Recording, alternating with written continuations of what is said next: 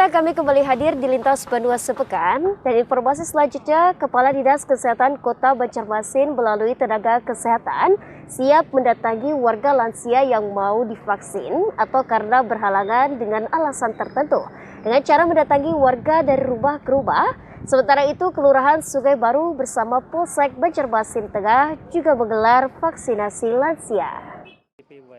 Sesuai anjuran pemerintah pusat termasuk kepala daerah setempat, yakni Wali Kota Banjarmasin, dari tanggal 10 sampai 14 Januari ini, SKPD, Lurah, RT RW di Kota Banjarmasin wajib membawa para lansia untuk melakukan vaksin di pusat kesehatan terdekat termasuk puskesmas.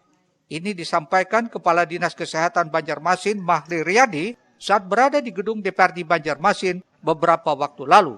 Bahkan guna percepatan vaksinasi lansia ini, Mahli menyatakan dinas dan tenaga kesehatan siap mendatangi warga dari rumah ke rumah bila saja lansia tersebut mau divaksin, namun kondisinya belum memungkinkan seperti tidak bisa berjalan dan sebagainya.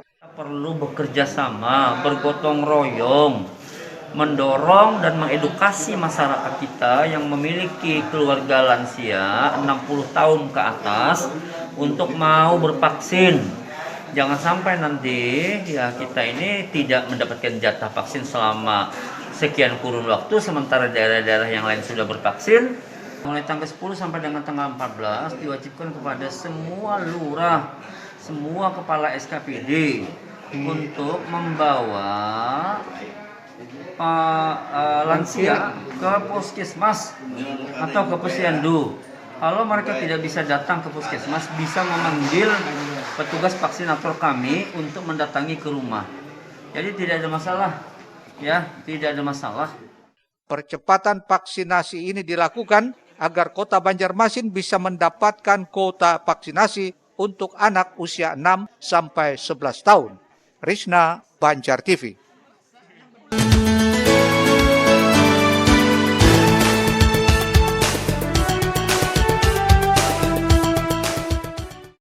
Dari data yang dihimpun Kelurahan Sungai Baru, di wilayahnya terdapat 532 lansia. Rinciannya 167 orang telah menjalani vaksinasi pertama dan kedua.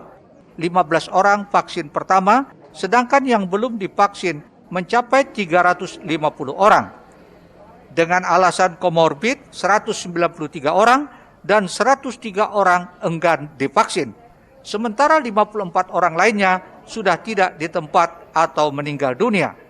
Melihat masih banyaknya lansia yang belum divaksin, pihak kelurahan bekerjasama dengan Polsek dan Koramil terus menggerakkan tokoh masyarakat serta ketua RT masing-masing untuk mengajak para lansia bersedia divaksinasi.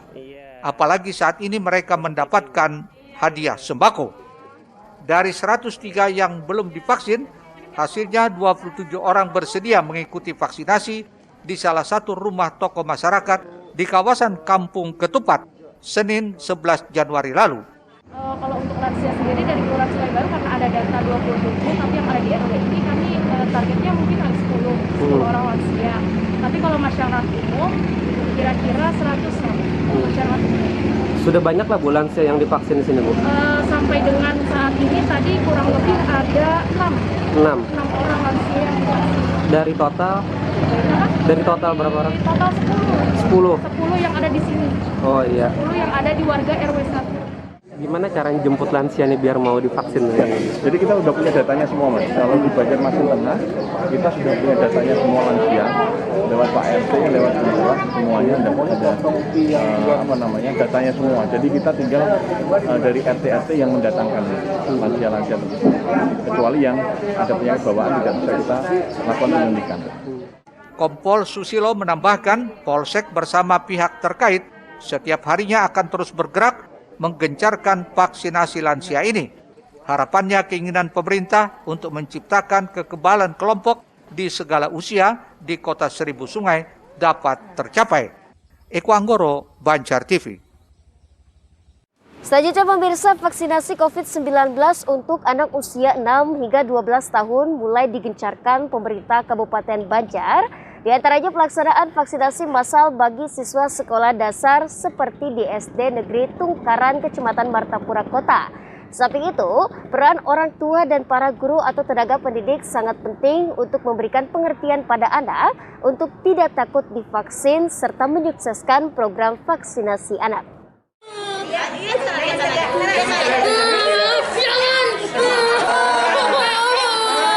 Isak tangis dari murid karena takut jarum suntik mewarnai kegiatan vaksinasi di SD Negeri Tungkaran, Kecamatan Martapura Kota, Kabupaten Banjar. Total ada 60 murid yang divaksin kali ini dari kelas 2, 4, dan 6 yang telah mendapat persetujuan dari orang tua masing-masing untuk mengikuti kegiatan ini. Program vaksinasi bagi anak usia 6 hingga 12 tahun ini merupakan hasil kerjasama pihak sekolah dengan Polres Banjar sebagai bagian dari upaya membentuk kekebalan tubuh terhadap virus COVID-19. Serta mendukung pelaksanaan pembelajaran tatap muka yang saat ini kembali digiatkan pemerintah. Harapannya sih dengan adanya program vaksinasi bisa mendukung dan bisa segera mungkin untuk bisa PTM 100% sehingga anak-anak bisa belajar dengan nyaman. Masih pakai sistem SIP sesuai dengan instruksi dari Dinas Pendidikan karena untuk Kabupaten Banjar memang belum boleh 100%. Jadi kami pelaksanaan PTM-nya masih sesuai dengan himbauan yang dibuat Kabupaten Banjar. Tujuan vaksin ini adalah untuk meningkatkan imun anak-anak supaya terhindar dari virus corona. Untuk dosis yang kita berikan khusus anak-anak menggunakan vaksin yaitu CoronaVac atau Sinovac. Menggunakan dosis CoronaVac yaitu 5 mili aja. Untuk memberikan semangat dan menyenangkan anak-anak, Polres Banjar membagikan camilan kepada siswa yang mengikuti vaksinasi. Ahmad Ramadhani, Banjar TV.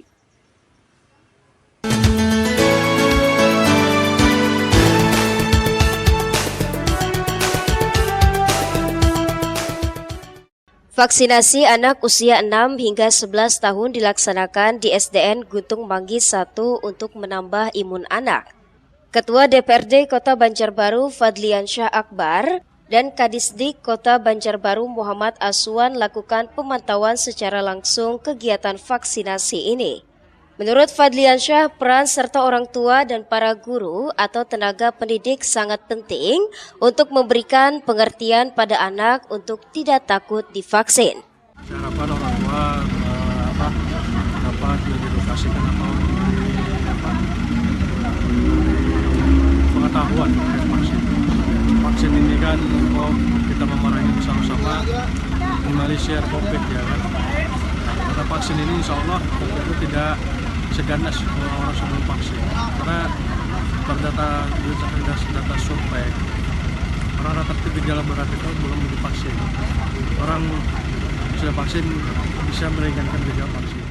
Sementara itu, Kepala SDN 1 Guntung Manggis Abdul Marwan berharap dengan vaksin ini pembelajaran tatap muka dapat berlangsung dengan baik dan aman. 358 itu yang divaksin sudah 25. Jadi sekitar 320-an yang divaksin hari ini. Semua wali murid alhamdulillah mendukung dan mendampingi. Kemudian mereka yang kemarin waktu sosialisasi kami bilang kalau mereka sakit atau ada cerita apa di sebulan sebelumnya harus disampaikan ke tempat kami.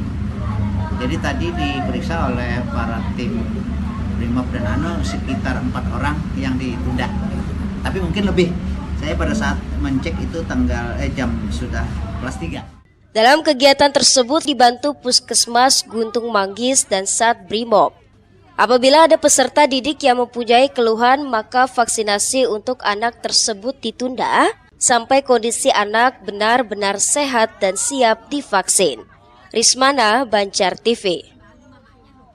Berikutnya pemirsa, kebijakan kantor pelayanan publik di Kota Banjarmasin yang mewajibkan warganya harus bervaksin sebelum mendapatkan pelayanan publik langsung disorot Ombudsman RI Perwakilan Kalsel. Hal itu semestinya tak dilakukan melainkan harus diperjelas kembali regulasinya. Sementara itu, Ombudsman Kalsel menegaskan pemberian vaksin merupakan salah satu upaya pencegahan terhadap gempuran COVID-19 selain penerapan prokes 5M, namun dalam pelaksanaannya jangan sampai ada unsur paksaan, apalagi terhadap anak-anak yang dalam waktu dekat akan segera divaksin. Adanya kantor pelayanan publik di Kota Banjarmasin seperti kantor kecamatan yang mewajibkan warganya harus bervaksin atau diminta menunjukkan aplikasi Peduli Lindungi sebelum mendapatkan pelayanan publik. Ternyata hal itu tidak dibenarkan oleh Ombudsman RI Perwakilan Kalimantan Selatan sebagai pengawas penyelenggaraan pelayanan publik. Menurut Kepala Ombudsman RI Perwakilan Kalimantan Selatan Hadi Rahman, vaksin memang penting dan diperlukan dalam rangka mengejar herd immunity. Namun jangan sampai hal itu menghambat atau mempersulit masyarakat untuk bisa mendapatkan pelayanan publik. Hadi meminta hubungan antara kartu vaksin atau aplikasi Peduli Lindungi dengan pengurusan pelayanan publik perlu diperjelas regulasinya. Jangan sampai ada pengabaian dalam kewajiban penyelenggaraan pelayanan publik sementang tidak ada kartu atau aplikasi Peduli Lindungi, lalu masyarakat tidak bisa mengurus dokumen atau mengakses pelayanan publik. Kami Ombudsman menyoroti bahwa kita harus memperkuat relasi antara vaksinasi ini dengan pengurusan pelayanan publik. Dalam artian itu diperjelas regulasinya. Memang acuan yang selama ini kan Perpres 14 2021 itu normanya kondisional. Nah itu harus ada lagi tuangan yang lebih detail terhadap Perpres yang ada itu di konteks Pemda masing-masing. Tapi pada intinya yang kami tekankan adalah ketika misalnya orang itu hendak mengurus pelayanan publik, kemudian disyaratkan sudah bervaksin, tapi ternyata dia belum, harus diteliti dulu penyebabnya oleh pelaksana pelayanan publik. Kenapa? Boleh jadi karena ada alasan kesehatan, karena alasan kesehatan tertentu, maka dia tidak bisa divaksin. Maka ini perlu surat keterangan dokter atau komorbid atau penyakit penyerta misalnya. Atau kemudian dia sudah bervaksin, tapi misalnya tidak bawa kartunya, tidak mencetak, tidak bikin misalnya, kan kartu vaksin itu nyetak sendiri itu. Atau secara gadget, aplikasi, dia tidak install aplikasi Peduli Lindungi atau HP-nya tertinggal. Nah ini maksud kami bagaimana ini kemudian perlakuan di lapangan. Jadi jangan sampai kemudian itu mempersulit masyarakat untuk mengakses atau memperoleh layanan publik yang dilindungi oleh undang-undang.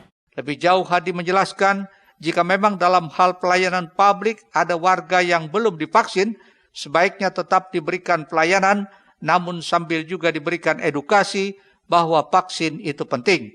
Jangan sampai karena hanya mengejar capaian target vaksinasi, namun pelayanan publik jadi korban alias berkurang.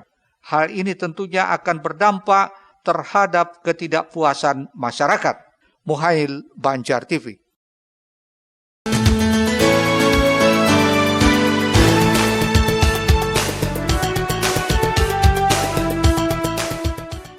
Pemberian vaksin penting dilakukan guna memutus mata rantai penyebaran COVID-19.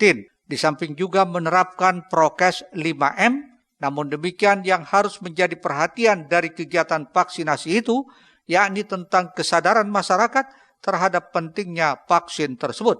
Jangan sampai program vaksinasi ini dalam pelaksanaannya ada unsur paksaan. Terlebih lagi vaksin yang akan dilakukan terhadap kelompok anak-anak usia 6-11 tahun.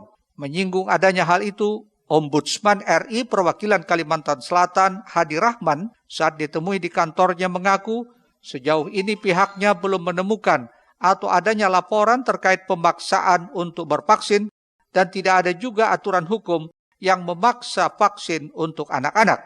Namun demikian pihaknya sebagai lembaga pengawas pelayanan publik sangat menekankan tidak harus ada unsur paksaan karena anak-anak juga belum mengerti pentingnya vaksinasi. Selain itu, kondisi tubuh anak juga disadari berbeda dengan kondisi tubuh orang dewasa. Baiknya pemerintah lebih mengutamakan pendekatan secara persuasif sebelum melaksanakan vaksinasi. Dalam hal ini harus melibatkan persetujuan orang tua. Harus dipahamkan dulu kepada anak-anak melalui orang tuanya, pendekatan kita edukasi dan sosialisasi di tahap awal ini bahwa vaksin ini penting untuk anak-anak dan aman. Nah itu dulu. Jadi jangan sampai ada unsur pemaksaan terhadap mereka.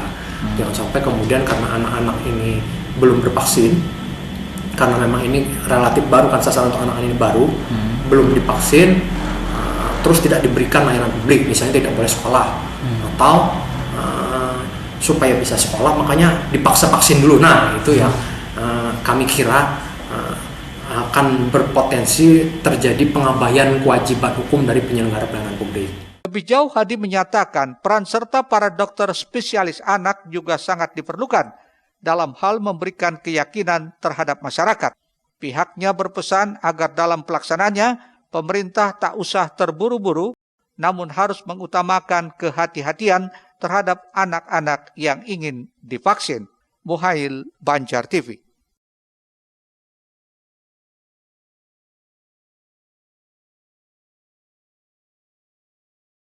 Beralih ke segmen lainnya, guru honorer K2 Bahasa Inggris Banjarmasin mendatangi kantor Dewan dan langsung disambut Wakil Ketua DPRD HM Yamin.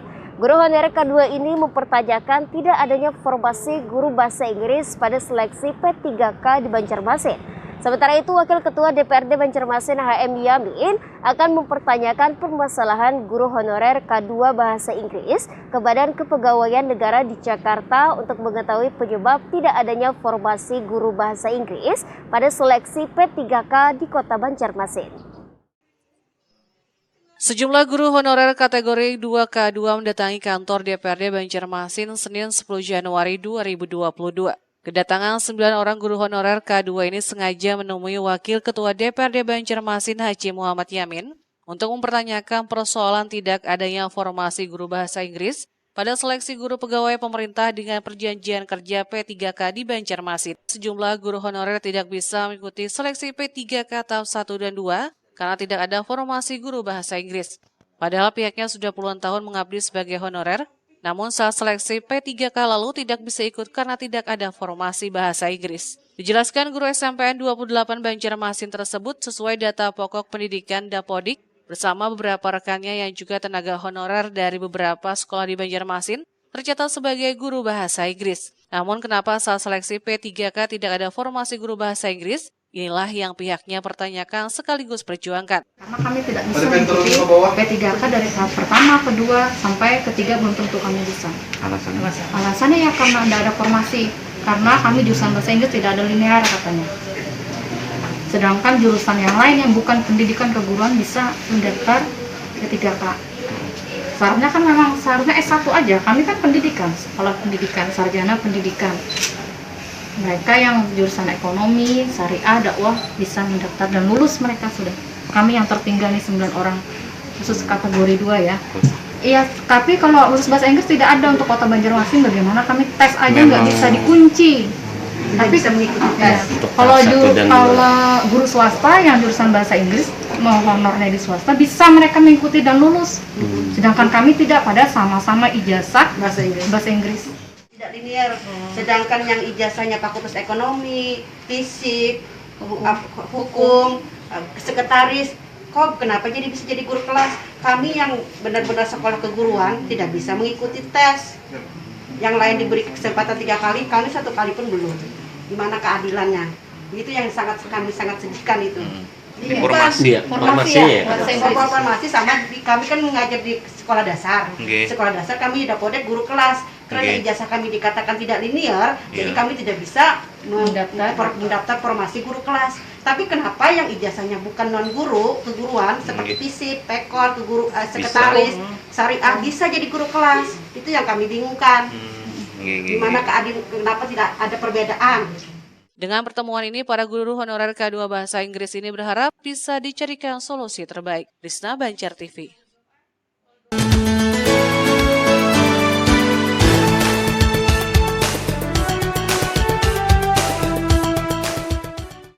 Sementara itu, Wakil Ketua DPRD Banjarmasin Haji Muhammad Yamin berjanji akan membahas persoalan ini dengan Dinas Pendidikan dan BKD Diklat Banjarmasin. Karena menurut Yamin, walau bagaimanapun mereka harusnya bisa mengikuti seleksi P3K, dirinya memastikan segera mengkomunikasikan karena masih ada tahap ketiga.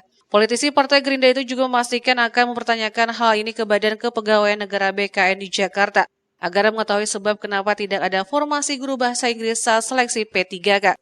Jadi kita coba nanti sinkronkan dengan Kepala Dinas Pendidikan, Dinas Kepala Badan Kepegawaian Daerah, dan mungkin juga sebagai kepala daerah Pak Wali Kota nantinya seperti apa kita akan coba nanti akan diskusikan ataupun nanti kita rembukan, dan juga nanti kita coba bersama-sama mungkin nanti akan ke Badan Kepegawaian Negara ya. Jadi kita coba dikonsultasikan Kepegawaian Negara seperti apa nantinya. Apakah memang itu dari kuota yang diperlukan itu ketentuan dari Badan Kepegawaian Negara atau sesuai keperluan daerahnya masing-masing. Nah, ini yang menjadi catatan. Apabila memang ini adalah sesuai dengan slot atau sesuai dengan kebutuhan pemerintah daerahnya, maka pemerintah daerah harus melihat jeli dan harus benar-benar apa sih yang saat ini di Kota Banjarmasin. Karena memang kalau kita kembalikan akomodir memang sangat banyak. Namun kan semuanya itu nanti ada namanya uji, tes dan sebagainya yang harus dilalui para guru-guru yang akan mengikuti hal tersebut nantinya. Nah, jadi Dirinya berharap ada solusi terbaik dan 9 orang honorer guru bahasa Inggris bisa mengikuti seleksi P3K tahap ketiga nantinya. Risna, Banjar TV. Usai jeda kami hadir Mall Pelayanan Publik hadir di Kabupaten HSS. Informasinya hadir sesaat lagi. Tetaplah di Lintas Banua Sepekan.